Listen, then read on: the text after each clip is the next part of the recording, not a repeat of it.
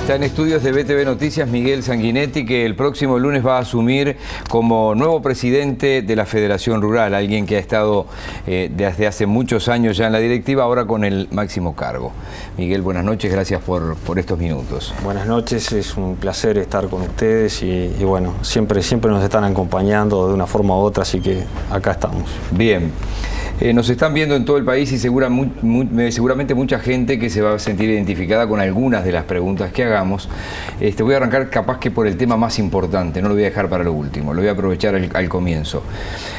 Usted va a asumir en una situación muy complicada, venimos de una sequía, eso significa que la rentabilidad, sobre todo en el tema soja, para algunos es cero, para algunos un poco menos, para otros cero, y entonces si es cero, no entra un peso. Si no entra un peso, ¿cómo le pago a la República o a los bancos privados?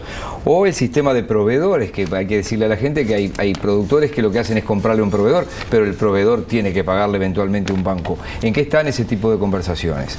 Bueno, la Federación Rural salió enseguida cuando veía que la situación de la soja era muy complicada. Realmente no pensábamos que fuera tan complicada como está siendo con la cosecha que se está dando. Va a haber pérdidas muy grandes, lamentablemente. Y bueno, el productor de soja muchas veces retira insumos para la siembra, semilla, herbicidas, fertilizantes, todo, a cuenta de levantar la cosecha. Y bueno, realmente con 600, 700, 800 kilos, que es lo que está rindiendo en la mayoría de los lugares, es difícil que pueda devolver cuando el costo de todo el cultivo son 2.000 kilos.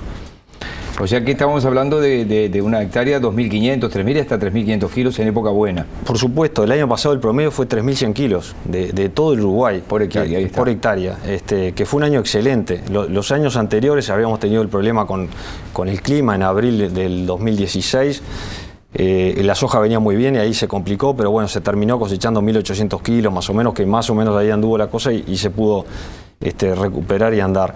El año pasado fue excelente y hay que decirlo claramente, sin ningún problema. Este año es un desastre.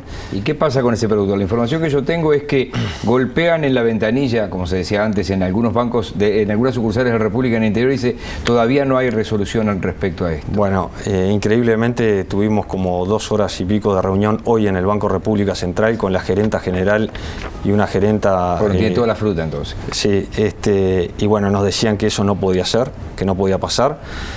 Y que, ¿pero pasa o no pasa? Bueno, sí, tenemos información que pasa. La idea es que a los productores que les pase se comuniquen con la Federación Rural y nosotros inmediatamente un caso concreto y claro lo pasaríamos derechamente al Banco Central, al Banco República Central. Así que la Federación Rural se está moviendo y trabajando para encontrar soluciones. O sea que caso por caso el Banco República está dispuesto a atender. Exactamente. Estamos hablando de los endeudados con el Banco República, sí, la banca privada es otro camino. Exacto, ¿no? y específicamente con el tema de la agricultura, ¿no?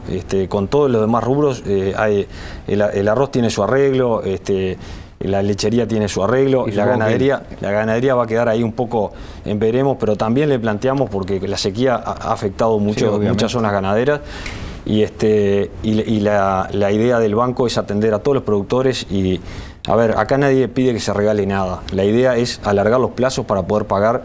El productor uruguayo siempre lo ha hecho y muchas veces, lamentablemente, vendiendo su campo, ha pagado lo que debía. Así que esa es un poco la idea. ¿Pero está encaminado entonces que el banco atienda caso por caso? Yo salí conforme. Hay buena voluntad. El hecho de haber ido hoy se facilitan cosas. Quedamos con teléfonos, con mail, con esto, lo otro, para empezar a chequear todos esos problemas que surgen en las 130 sucursales, creo que tiene el Banco República en todo el país, para poder solucionar los problemas. ¿Se respira otro aire entonces? Yo creo que sí. Cuando el ministro Benech dice ayer, les hemos aplicado 21 medidas para el sector específicamente. Bueno, ¿usted le responde a eso? Lo único que respondo es que el 90% de las medidas son de muy bajo impacto. Acá no hay medidas de fondo. La única medida realmente que va a pesar y servir, y estamos agradecidos que se haya tomado, es la rebaja en la contribución inmobiliaria rural de un 18% más un 10% para productores de IMEVA. Esa medida que todavía las intendencias están remolineando ahí, que sí, que no podemos instrumentarla, esa es una medida de impacto verdadero y eso a los productores que la reciban les va a cambiar la vida. El resto, hay cantidad de medidas que se hablan de estas 21 que ya se venían trabajando con la lechería, por ejemplo, ya se estaban tomando, ya eran medidas en definitiva que se iban a tomar sí o sí, pasara lo que pasara. Pero todo es bienvenido.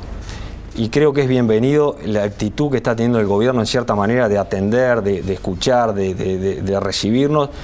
Y bueno, este jueves va a haber una reunión en el Ministerio de Ganadería nuevamente y seguiremos trabajando. Ahora hay que encontrar una solución para la siembra de soja, que es en octubre.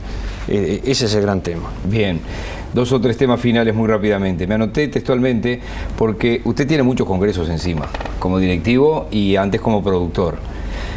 Yo no recuerdo recuerdo que se hablara de pérdida de competitividad, de costos altos, de endeudamiento y su posible solución, pero acá le agregaría yo inseguridad, educación, ese subrayar la cultura agro, es decir, que son los valores del campo. ¿Qué pasó? ¿Qué pasó? Que estamos convencidos que llevar adelante una producción agropecuaria en un país que no tenga seguridad, que no tenga educación, cada vez se va a hacer más difícil. Y por eso queremos poner el tema... Le pasa al campo también esto. Bueno, la inseguridad obviamente. Por supuesto que sí. Y después no tener gente formada se hace mucho más difícil llevar las producciones, y además no nos olvidemos que una cosechadora, por ejemplo, es como estar en una nave espacial, vamos a ser claros, ¿no? Es todo con computadoras, con monitores, con todo, como podemos ver acá.